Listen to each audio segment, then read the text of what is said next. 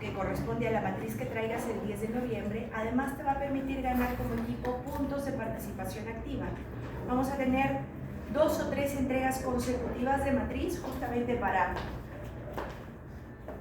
que con todos los elementos que deberían estar ahí hasta la fecha de la última matriz de consistencia, de la última presentación consecutiva de matriz de consistencia, tú tengas una investigación, una propuesta de investigación que vas a ejecutar este semestre y que vas a presentar con resultados este semestre, contundente, lógica, coherente, que a nivel de relación entre los elementos pues muestre eso, visibilice eso, ¿no?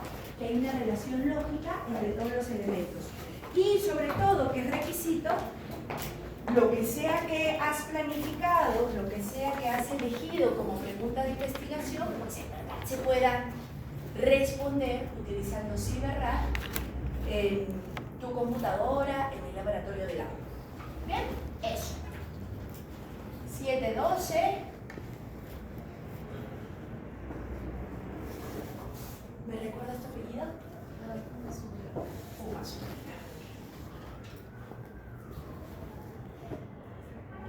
Betsaida. Gracias.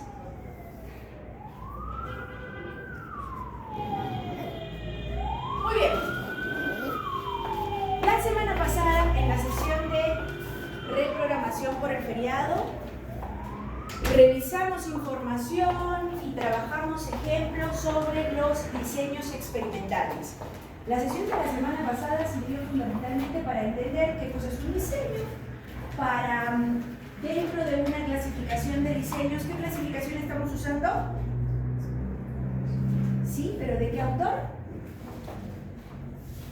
¿Con qué autor estamos trabajando para la clasificación?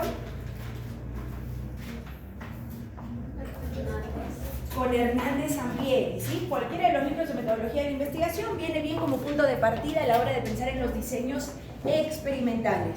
Hernández Ampieri es un parteaguas, dice. Esta estrategia para que respondas a la pregunta, compruebes hipótesis y cumplas cada uno de tus objetivos, puede ser o bien con experimento, diseño experimental, o bien sin experimento, diseño no experimental. Nosotros nos hemos enfocado en los diseños experimentales y hemos visto que los diseños experimentales que usan experimento, a nivel del uso del experimento, deben visibilizar 3 requisitos. ¿Cuáles son esos 3 requisitos?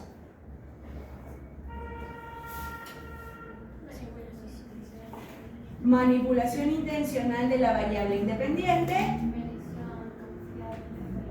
medición confiable de la BD, válida y confiable, ya, y bien, y el control experimental, que tiene que ver con las BC, ¿no? ¿Qué significa esto de control experimental? Pues que todo lo que ocurre en tu experimento sea igual para todos, excepto lo que quieres probar, excepto lo que quieres conocer, si en verdad es la causa de los cambios en la conducta del sujeto experimental. Si pensamos en el caso de todos ustedes, si ese estímulo que estás manipulando con ciertas características es el responsable de los cambios en la conducta de la rata. Cuando pensamos en la manipulación intencional de la variable independiente, podemos usar una o la combinación de cualquiera de estas 3 formas de manipular la variable independiente. ¿Cuáles son estas 3 formas? Muy bien, presencia-ausencia. Perfecto, grados, intensidad. Modalidad o forma. El que uses uno de estos, que combines varios o combines todos, no es una decisión arbitraria. El que hagas eso depende de cuál sea tu hipótesis de investigación y por lo tanto qué es lo que necesites comprobar. Y acuérdate que esa hipótesis de investigación tampoco es arbitraria. Esa hipótesis de investigación la has desarrollado, la has planteado sobre la base de tu contenido capítulo 2, ¿no? Y que todo este capítulo 2 está orientado a responder a tu pregunta de investigación. En el caso de este curso, está destinado a verificar experimentalmente algún aspecto del condicionamiento operante.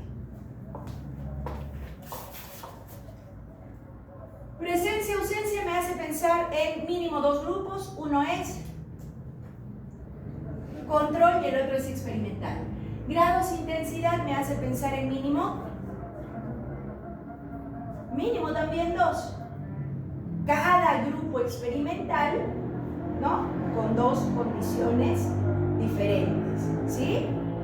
Si yo añado aquí grupo control, estoy combinando esto con esto. ¿Puedo hacerlo? Sí, siempre y cuando sea relevante, sea pertinente, sea necesario. Modalidad, ¿cuántos grupos mínimos? También 2. Cada grupo experimental con una forma distinta, un tipo distinto, una modalidad distinta de la variable independiente.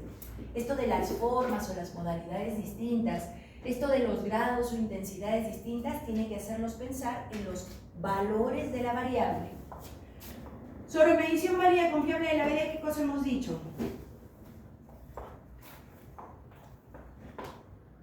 ¿O qué has leído si no viniste a la clase?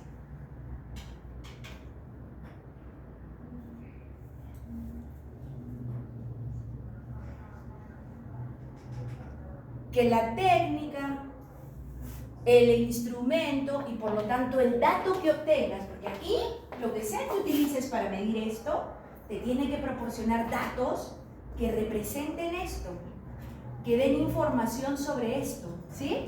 Entonces, la técnica o el instrumento que utilices debe servir a la variable dependiente en la población de estudio que quieres analizar.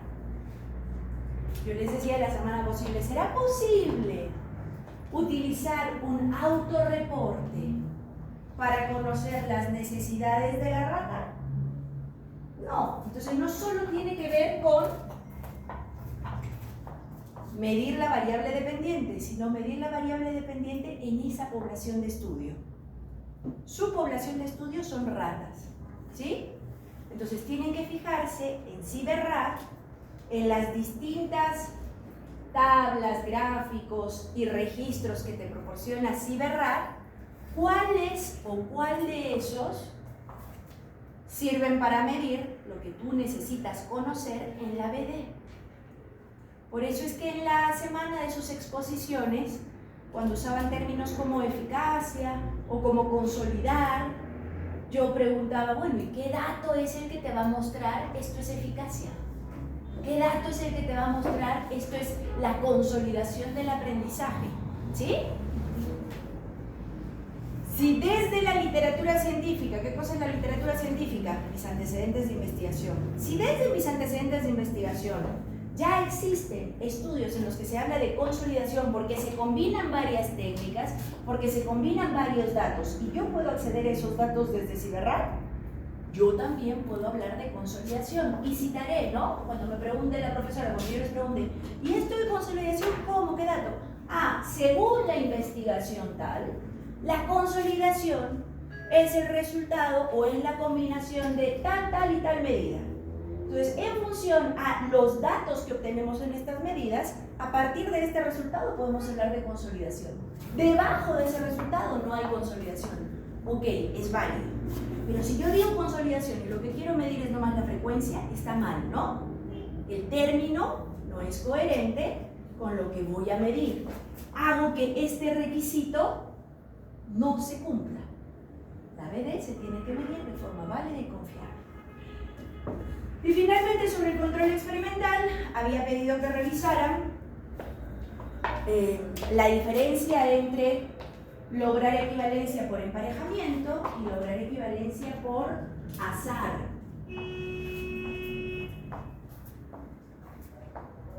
¿Qué encontraron sobre lograr emparejamiento?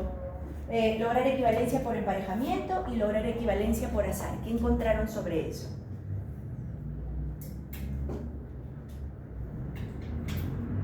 ¿Rebe? Al azar es más objetivo y en cambio emparejamiento se elige a criterio. Ya, pero estos dos apuntan a que los grupos sean como iguales, ¿no es cierto? A que los grupos sean como iguales. En control experimental, para la validez interna, tenemos que tener grupos de comparación o sujetos de comparación y lograr que los grupos o los sujetos sean equivalentes. Rebe nos acaba de decir que para la equivalencia hay uno que podría ser considerado más objetivo que el otro. Estaba hablando de la equivalencia al azar. A ver, más allá de que sea objetivo, porque en psicología, sobre todo en psicología experimental, se pretende que la investigación sea objetiva, el paradigma es positivista. Cuando trabajamos con el azar, dejamos que sea el azar el que determine quiénes van a un grupo y quiénes van al otro. Entonces, reclutamos a los sujetos, imagínense que en la investigación los reclutan a ustedes, que todos ustedes tienen características similares, pero hay que decidir, ¿no? Todos ustedes son estudiantes universitarios, hay hombres y mujeres de forma equiparada, y están dentro de un mismo rango de edad, etcétera, etcétera. Cumplen las características, las condiciones de la investigación, ya. Pero, ¿cómo decidimos quiénes van al grupo control?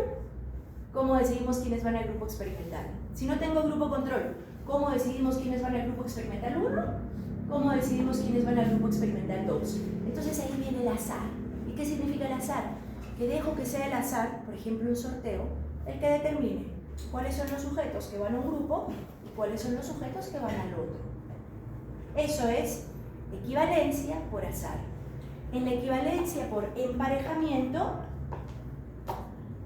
se trabaja con criterios, pero esos criterios tienen que tener sustento. Entonces no es que sea menos objetivo, sino que es otra estrategia. Si en la investigación científica, si en la explicación teórica se ha visto que ciertas características son responsables de algunos cambios en la conducta que yo quiero estudiar, entonces voy a lograr la equivalencia equiparando la presencia de esa característica en ambos grupos. Se tendrá que medir, se tendrá que identificar y pasaré a decir, muy bien, en mi grupo 1 tendrá que haber entonces 5 personas con inteligencia emocional alta. Y en mi grupo 2 también tienen que haber 5 personas con inteligencia emocional alta. Ahí estoy emparejando.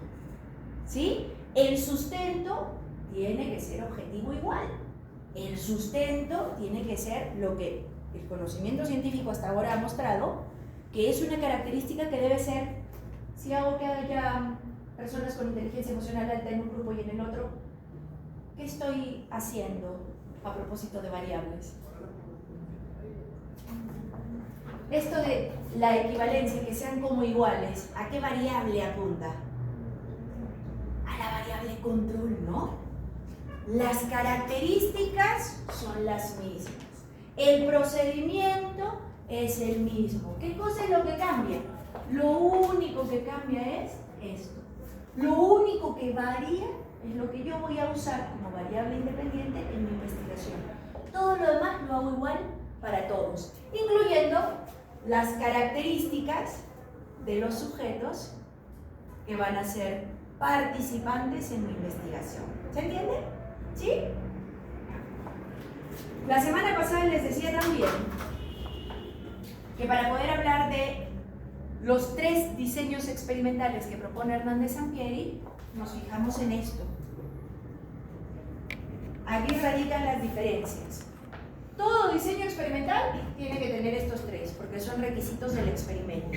Pero diferenciamos entre un pre-experimento, un cuasi-experimento y un experimento puro por lo que hacemos acá. El control experimental, que tiene que ver con variables extrañas, se refiere a validez interna.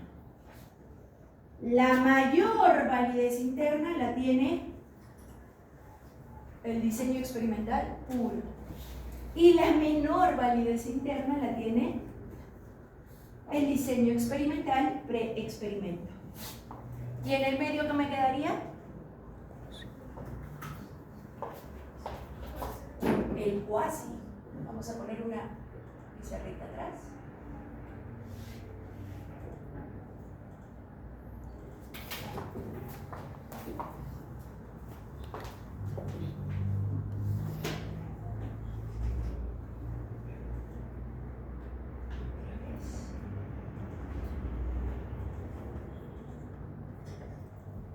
Listo. Y en el medio me quedaría el cuasi. Entonces, nuevamente, estos tres son diseños experimentales. Como son diseños experimentales, en todos estos se usa el experimento. Eso significa que en los tres casos hay manipulación de BI, hay medición válida confiable de BD y hay control experimental. En los tres casos, porque eso es el requisito del experimento. Pero las diferencias están... ¿En qué estarían las diferencias en cuál de esos tres requisitos están las diferencias de los tipos de diseño experimental?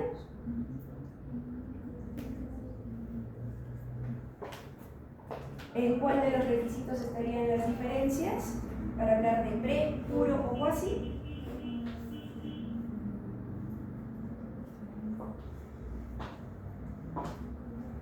Muy bien.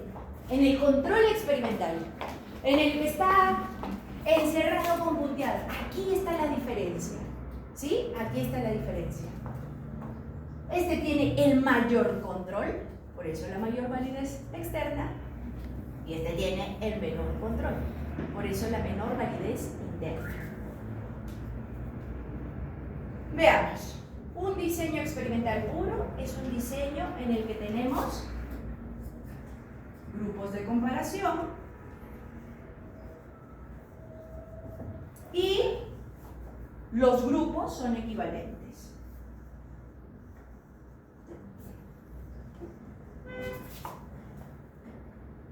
Eso es, así de sencillo.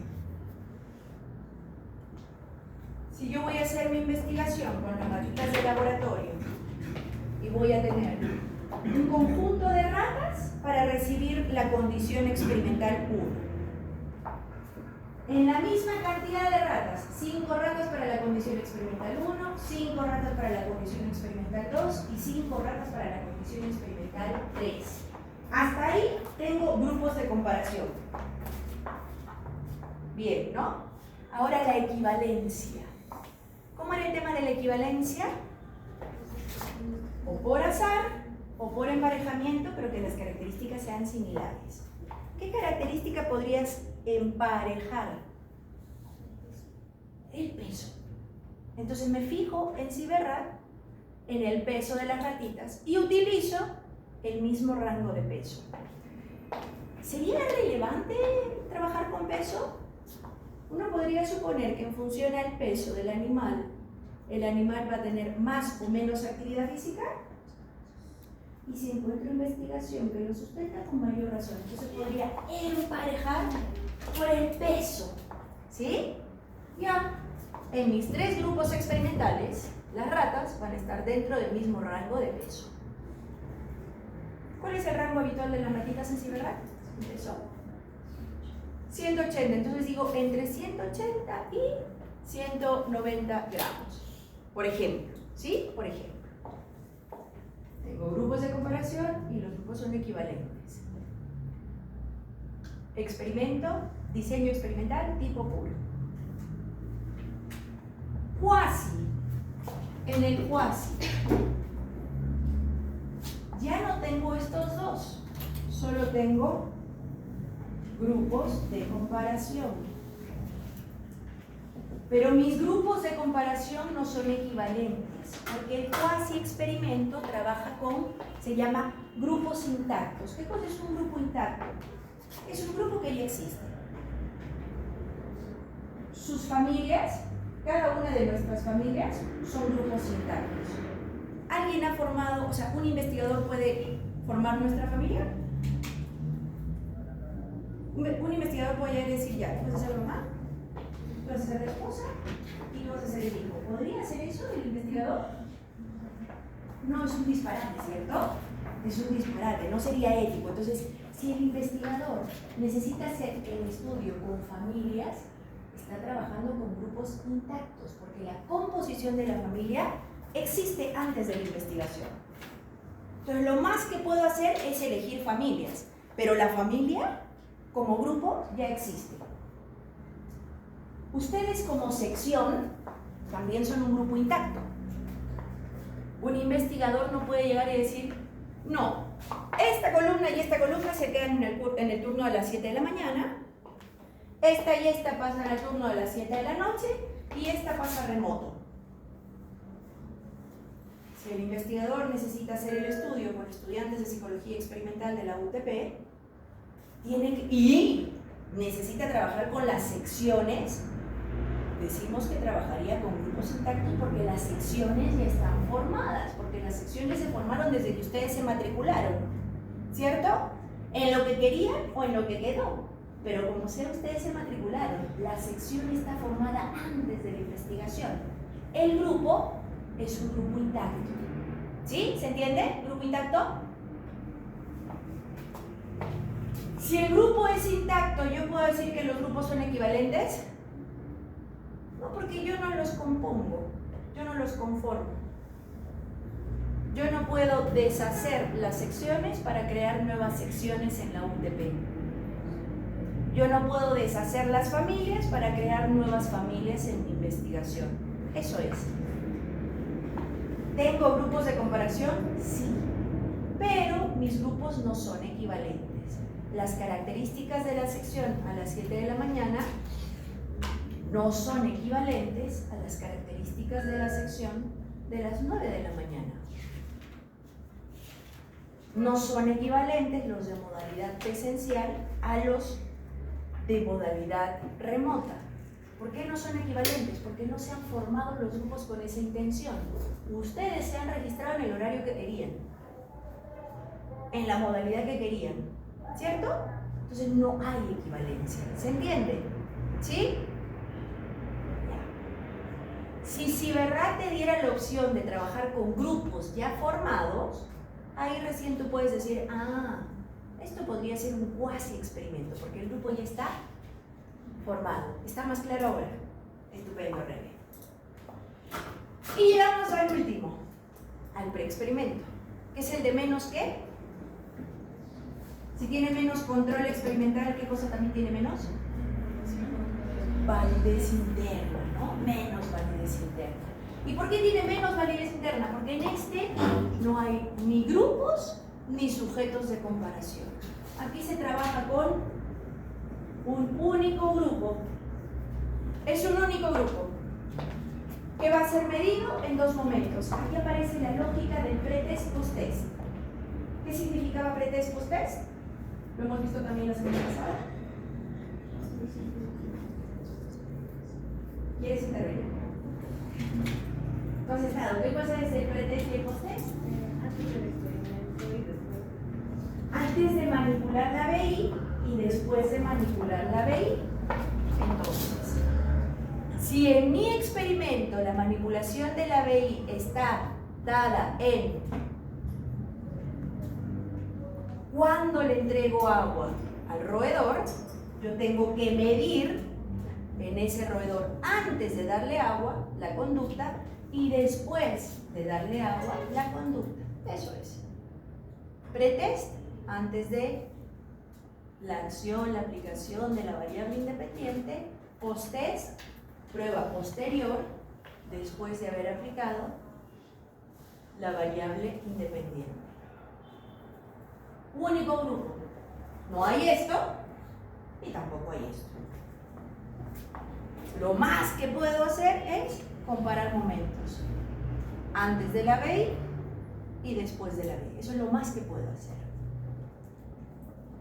La elección del diseño experimental tiene que ver con la factibilidad de ejecución del experimento que necesitas.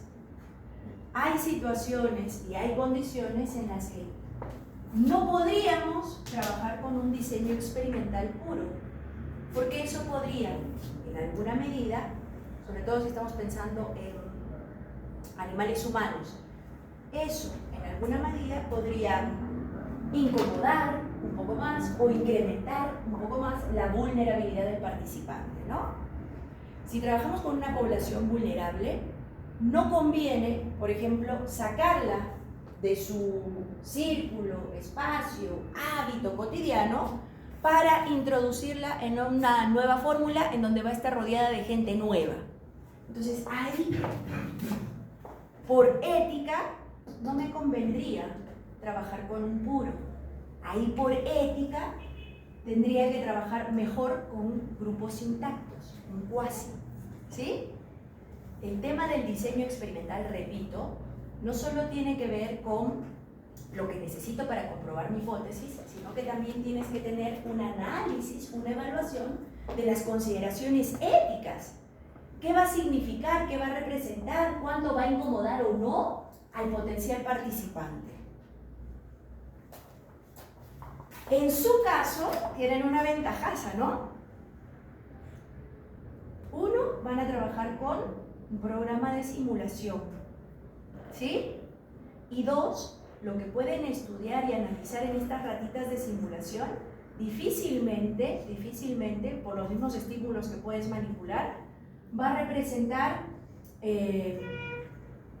algún obstáculo o algún impedimento desde el punto de vista ético-metodológico. Entonces, lo que yo esperaría como profe sobre los diseños que ustedes quieren plantear es que en la mayoría de casos apunten acá, al puro.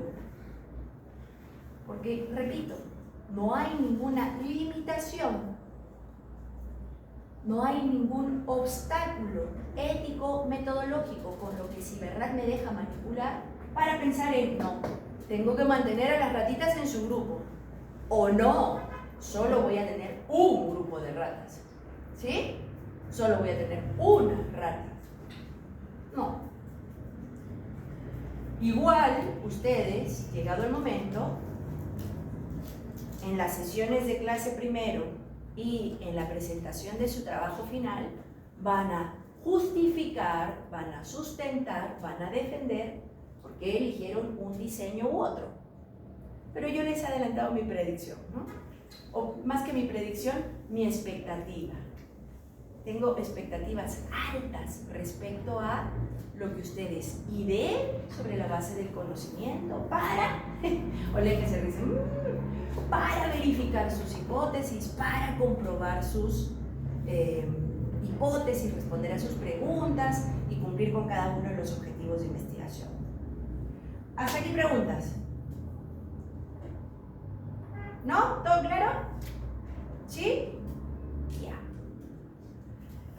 A nivel de esquema, quienes estuvieron en la clase, quienes vieron el video, quienes revisaron material, a nivel de esquema, cuando tú hablas del diseño experimental, del tipo de diseño experimental, puedes utilizar un conjunto de letras para reflejar el esquema de tu diseño experimental. Y en esas letras están las siguientes. La G, que corresponde a grupo, podría ser una G, ¿ya? Pero podría ser una GC de grupo control y una GE de grupo experimental. Si tengo varios grupos experimental, ahí voy con él. GE1, GE2, GEN. Grupo. ¿Cuál es mi otra letra? X. Y la X se refiere al estímulo o el tratamiento experimental, ¿sí? O sea, esta X está reflejando la manipulación de la BI. Si tengo dos condiciones, lo mismo, tendré X1 y X2. Si tengo más, X3 hasta el N, ¿sí? Y finalmente la O. Medición de la BD, esta O es por observación, observar, medir, ¿sí? Entonces, lo mismo, podría ser que tenga solo una medición, podría ser que tenga mediciones repetidas, podría ser que mis mediciones sean antes y después de la X, ¿sí? Si yo les muestro, puedo borrar esto, ¿cierto? Si yo les muestro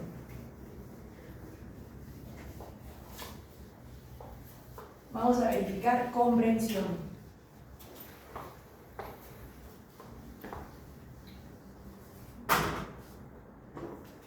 Si yo les muestro este esquema. Salud.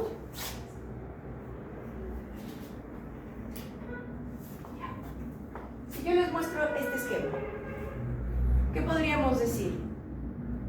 Podríamos decir, en la investigación, el diseño consideró solo un grupo de investigación, el grupo experimental, que recibió el tratamiento y después la medición de la variable dependiente. Más cortito podría decir un grupo experimental con medición post-test. ¿Eso a qué diseño corresponde? Chequen sus apuntes. ¿A qué diseño? Al preexperimental. Y si tengo así,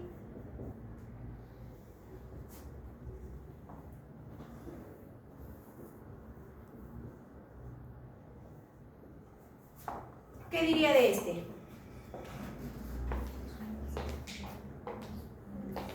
Ya la opción del preexperimento desaparece, ¿no? ¿Puedo pensar en qué cosa? En el puro o en el cuasi, en cualquiera de los dos. El esquema lo único que me está diciendo es que hay grupos de comparación y que en este caso los grupos de comparación ambos son experimentales. Los dos reciben tratamiento, sino que tratamiento distinto. Valor BI1, valor BI2. Pretest y posttest. Desde este esquema puedo suponer o que se trata de un puro o que se trata de un cuasi. Si para hacer ese diseño se trabaja con grupos intactos, ¿qué cosa es? Cuasi. ¿Y cómo sería para puro?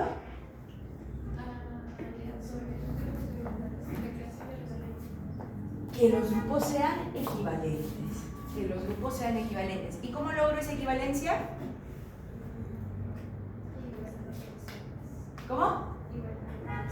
Ya, pero ¿cómo la logro? ¿Cuáles son las estrategias? Hay dos estrategias. Al azar y por emparejamiento. Ya. Pongan sus cosas en algún lugar seguro. ¿Estamos grabando? ¿Ok? Pongan sus cosas en algún lugar seguro, que nada se vaya a caer. Cuiden los celulares, pónganlos dentro de la mochila y todos se ponen de pie. Quiero que ustedes en el salón creen equivalencia de grupos. Primero quiero, todos de pie, y lo que se pueda dañar, por favor, guárdenlo en la mochila, bolso, para que no se dañe. ¿Ya?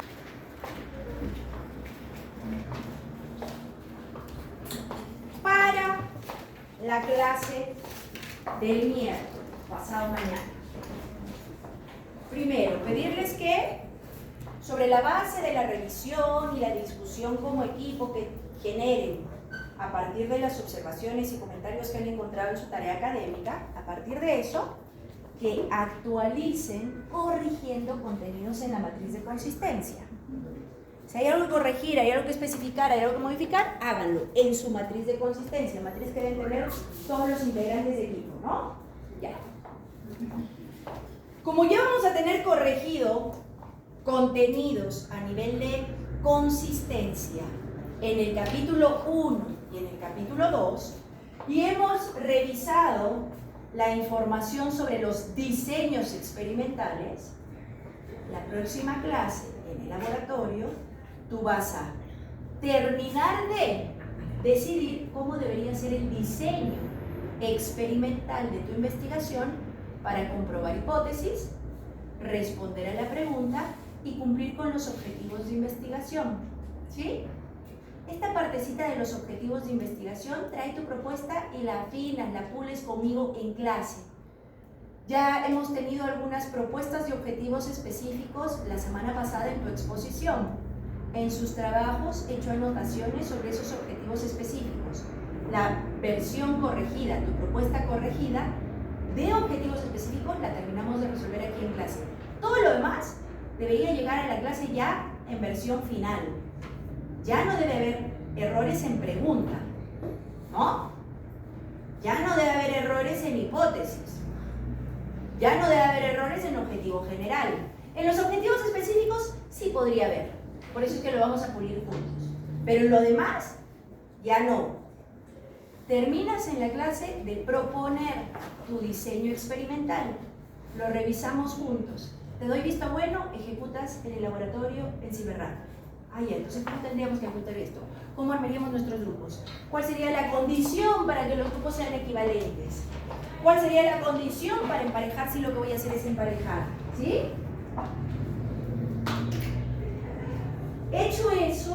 Hecho eso, tú desde el miércoles, en horario de clase y fuera del horario de clase, vas a empezar ya oficialmente a recoger los datos de tu investigación. Y ese recojo de datos te va a permitir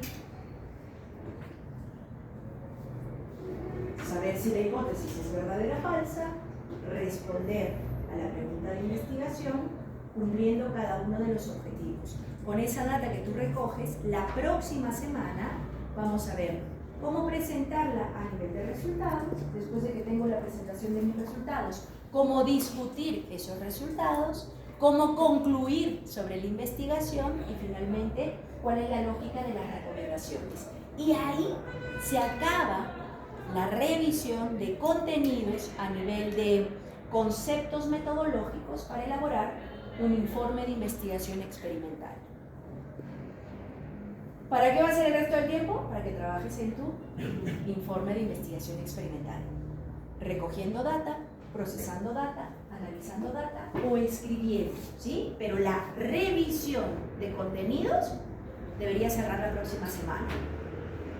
¿Tienes alguna duda sobre eso? La matriz de consistencia que vas a traer para el miércoles, te va a permitir como equipo ganar puntos de participación activa. Al principio de la clase decía que vamos a tener entregas consecutivas, semanas consecutivas de presentación de matriz de consistencia. ¿Eso para qué? Para verificar, afinar y corregir cualquier situación de no consistencia que se pudiese reflejar en sus trabajos. Si aseguramos que en todos los equipos haya consistencia y coherencia lógica entre todos los elementos, el trabajo que estás preparando, tu investigación experimental, no importa si la hipótesis es verdadera o falsa, lo que va a pasar con esa investigación es que va a ser una investigación correcta. ¿Por qué? Porque los elementos de tu trabajo tienen coherencia entre sí, guardan relación lógica entre sí. Si es que tu hipótesis no se cumple, no te preocupes, vas a especular usando la teoría, usando los antecedentes de investigación, qué podría haber ocurrido, qué características podrían estar afectando a los sujetos experimentales para que tu predicción, para que tu hipótesis no se haya cumplido. ¿Ya? ¿Sí? ¿Alguna duda, pregunta con lo dicho hasta acá? ¿No? Muy bien. Revisemos entonces esto. Además del diseño experimental y sabiendo qué cosas vas a hacer sobre tu diseño experimental para la próxima semana, además de eso, es necesario que en tu trabajo, en tu informe, expongas información sobre las características del sujeto experimental, sobre las técnicas e instrumentos que vas a emplear para medir lo que sea que necesites medir y por supuesto sobre los aspectos éticos. Esto de cronograma y presupuesto, acuérdate que solo aplica en la lógica de proyecto. Tú vas más allá del proyecto porque tú ejecutas. El miércoles vas a empezar a ejecutar el experimento. Veamos a nivel de texto que tienes que escribir aquí, aquí, aquí y aquí. En el diseño experimental, bajo ese encabezado vas a indicar esto. Menciona y justifica brevemente el diseño de investigación que se utilizará. Menciona y justifica. No basta decir que es un diseño experimental. Tendría que especificar qué cosa.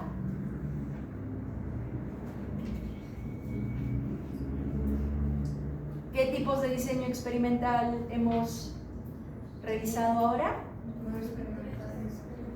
¿Qué tipos de diseños experimental? No qué tipos de diseños de investigación. Pre, cuasi, puro. Entonces, lo primero que tengo que decir es si mi diseño es pre, cuasi o puro. Además de eso, voy a hacer referencia al esquema. ¿Cuál era el esquema? ¿Cuántos grupos tengo?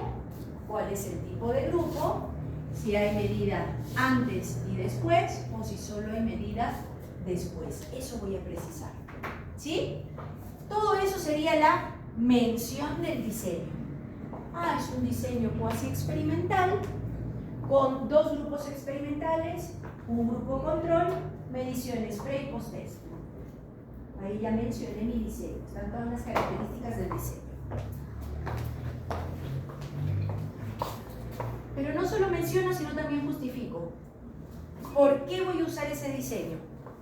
Brevemente señalan por qué. No definir sus características, sino justificar por qué con 3 grupos experimentales, por qué un pre y no un puro, por qué un cuasi y no un pre, ¿sí? Eso, justificar brevemente por qué.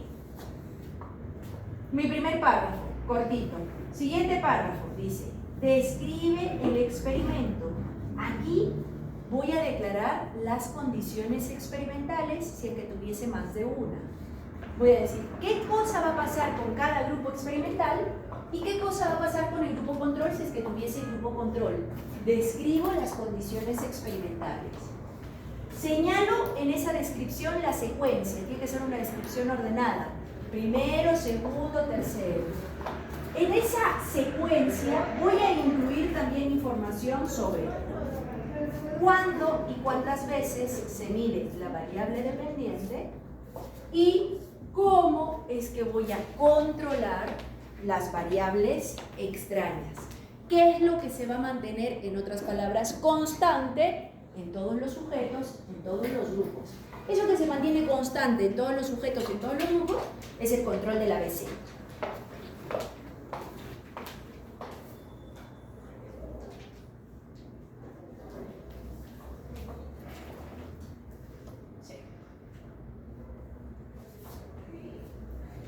Paso a esta segunda parte. Sobre el sujeto experimental. Sobre el sujeto experimental hay que describir las características de tus sujetos experimentales. Sí, son ratas de simulación, pero ¿cuáles son las características generales de esas ratas? ¿Cuántas son? ¿Cómo están distribuidas en los grupos? ¿Sí? Si controlaste algo, aquí especifica qué cosa es lo que controlaste para la creación de esos grupos.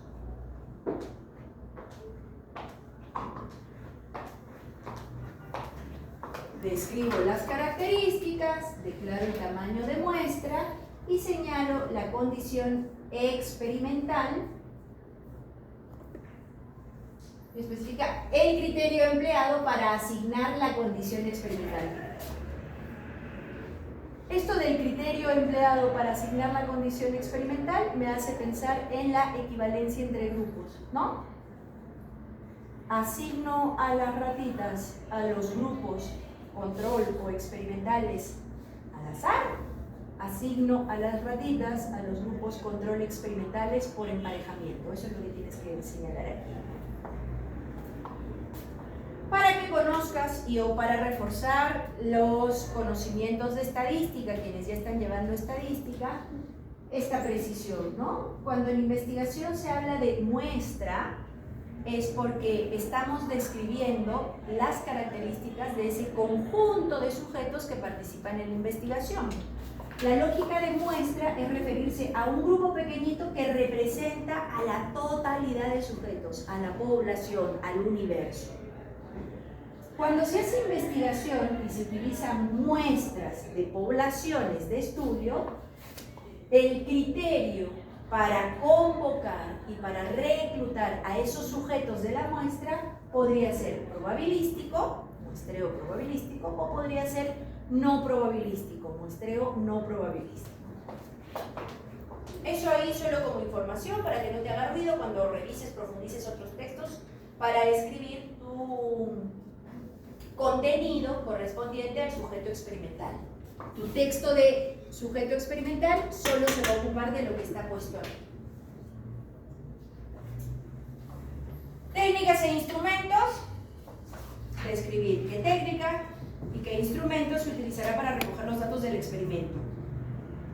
Lo que tú vas a medir en el experimento, en todos los casos, es algo de alguna conducta que has elegido o algo de algún conjunto de conductas que has elegido, ¿sí? Si es qué conducta, una o varias, eso más o menos ya lo tienen resuelto, porque en el capítulo 2 has hablado de definición operacional, ¿no? En la definición operacional, varios de ustedes se han referido ya a conductas específicas, una o varias, que son las que les interesa medir. Y han señalado además, no solo qué es lo que van a medir, sino cómo es que van a medir. Ese texto breve de definición de variables en el capítulo 2, hay que presentarlo nuevamente, pero con un poco más de detalle, aquí en metodología, justo bajo el encabezado técnicas e instrumentos. Describes técnica, describes instrumento que utilizarás para recoger los datos del experimento, la conducta elegida en el sujeto experimental. La técnica podría ser la observación, ¿sí? La técnica podría ser la observación. ¿Qué instrumento utilizas para registrar? O en base a qué dato proporcionado por CyberRat es que vas a conocer eso que te interesa observar en la rata, medir en la rata. Entonces voy a trabajar con probabilidades, con frecuencias, con distribución del tiempo. No alcanzo a leer lo que dice acá, pero en esta parte de CyberRat tú encuentras todos los datos, toda la data que te puede proporcionar el software a propósito de las conductas que de forma predeterminada ya registra. Si la conducta con la que tú vas a trabajar no está dentro de este pool, entonces tendrás que idear y tendrás que describir qué cosa es lo que vas a utilizar, qué instrumentos vas a utilizar para manualmente registrar los datos que quieras registrar, ¿sí? Fichas de observación, listas de chequeo, lo que sea que vayas a utilizar. Si es que no está acá. Si es que no está acá.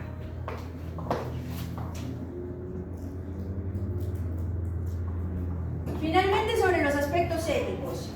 Las consideraciones éticas, la ética tiene que ver con la metodología, porque dependiendo de cómo tú haces la investigación, el participante puede estar en una situación de mayor o de menor vulnerabilidad. El participante puede estar frente a una situación de más o menos riesgo. Lo que tú hagas para recoger la data podría ser más o menos molestoso. Entonces, la ética siempre está vinculada a la metodología.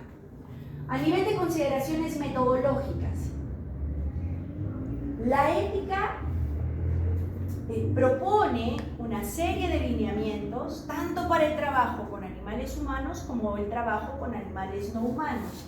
La información que está aquí corresponde a los lineamientos y las pautas de trabajo metodológico, ético-metodológico, cuando se convoca o se hace el estudio con animales no humanos. Entonces dice, los comités de ética en investigación revisan los protocolos de investigación. El protocolo es el proyecto de investigación.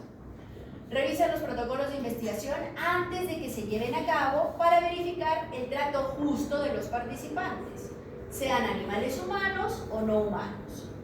En la investigación con animales no humanos, el principio rector alude al reemplazo, la reducción y el refinamiento. Sobre el reemplazo, dice, reemplazar la experimentación de animales con el tratamiento de métodos alternativos tales como modelos matemáticos, programas de simulación y sistemas biológicos in vitro. Ustedes, a nivel de reemplazo, están reemplazando el experimento con un sujeto vivo real, una rata real, con el programa de simulación en CyberRat. Eso es una consideración ética. ¿Por qué es una consideración ética?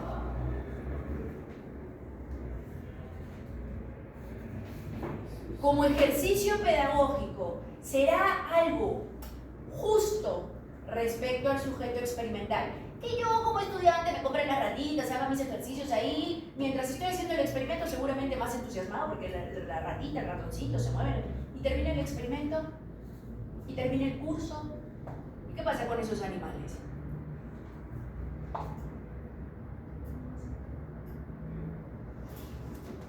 La lógica del programa de simulación es no cosificar al sujeto. Tenemos que tener mucho cuidado, sobre todo en psicología, de no cosificar al otro. Es cierto que recogemos data en investigación de seres vivos, pero tenemos que tener siempre súper claro que ese ser vivo no es un objeto, no es una cosa. Merece un trato digno, merece respeto.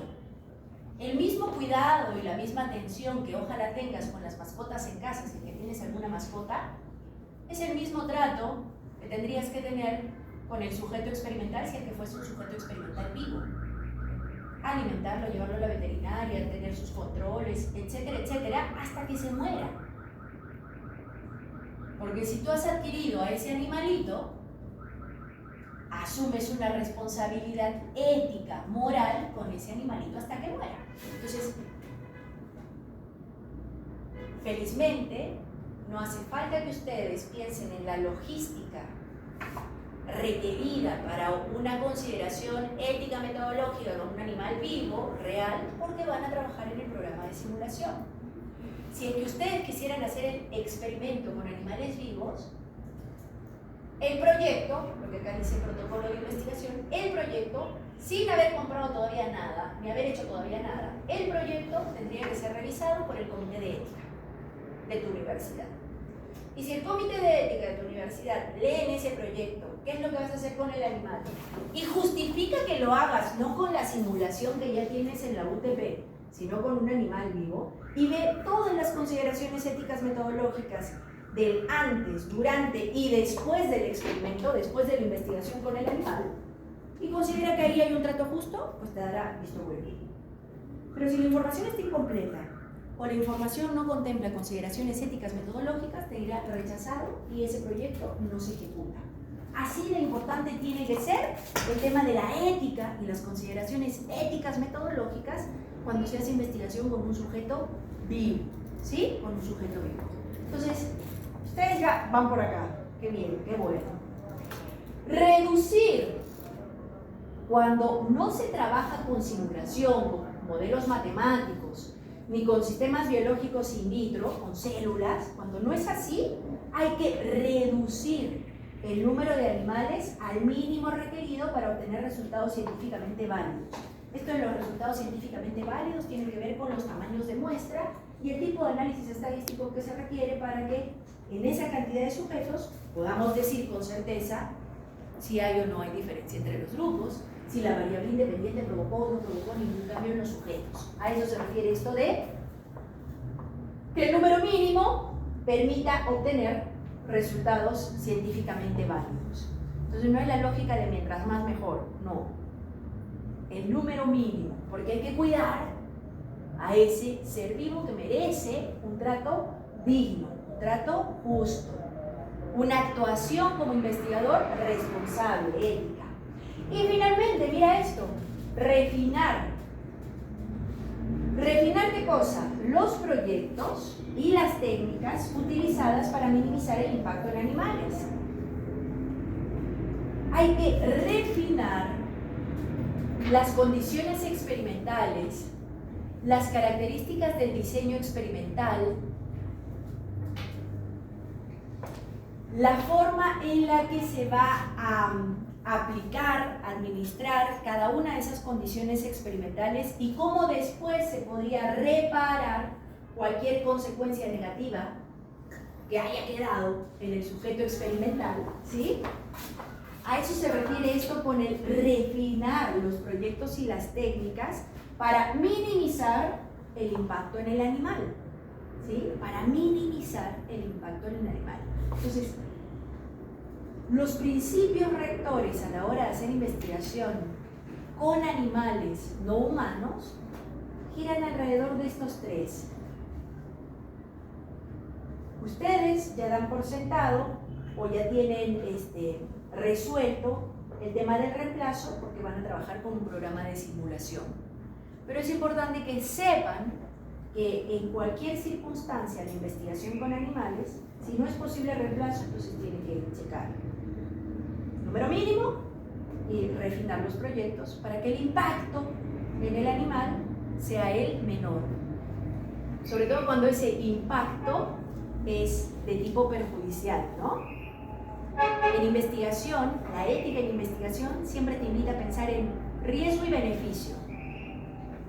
Y la ética en investigación te dice, toda investigación siempre debe procurar algún beneficio para el sujeto, para el participante, sea animal o no animal. Entonces, cuando estamos hablando de minimizar el impacto de los animales, no nos referimos al impacto en cuanto a beneficio, sino nos referimos al impacto en cuanto a daño, cualquier consecuencia perjudicial vinculada a lo que se hizo en el experimento, en la investigación.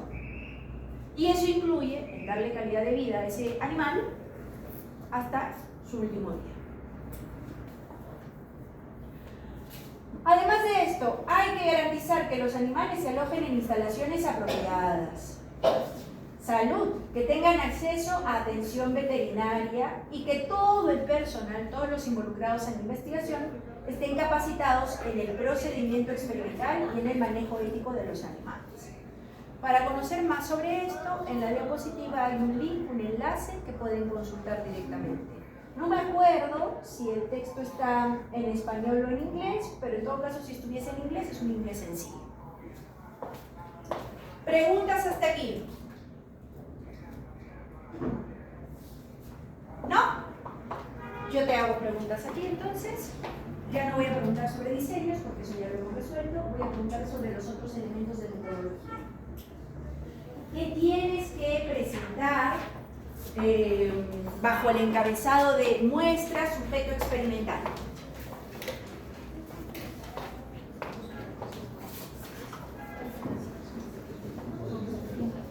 ¿Qué hay que hacer ahí? Muestra, sujeto experimental.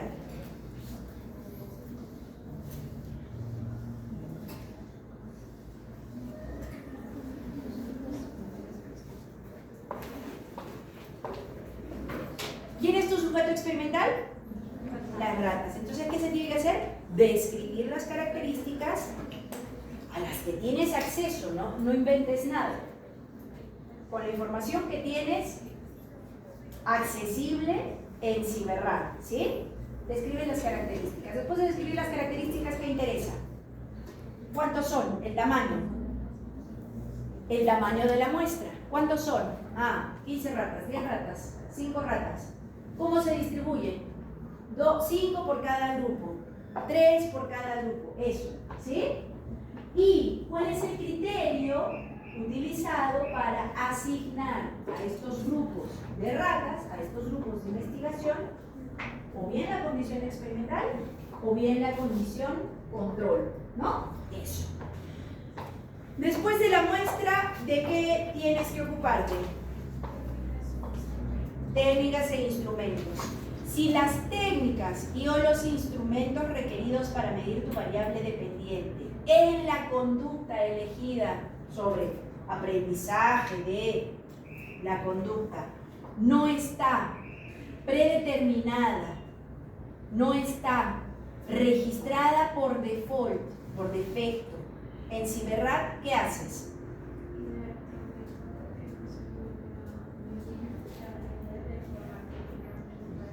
Exactamente.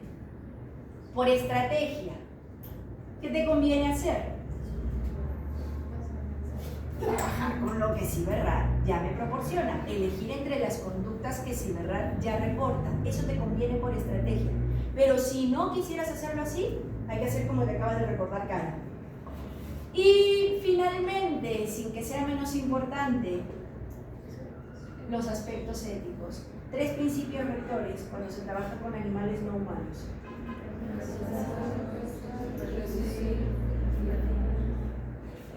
¿Tú ya en cuál de esos 3 estás? En reemplazar. ¿Por qué? ¿Por qué? ¿Por qué?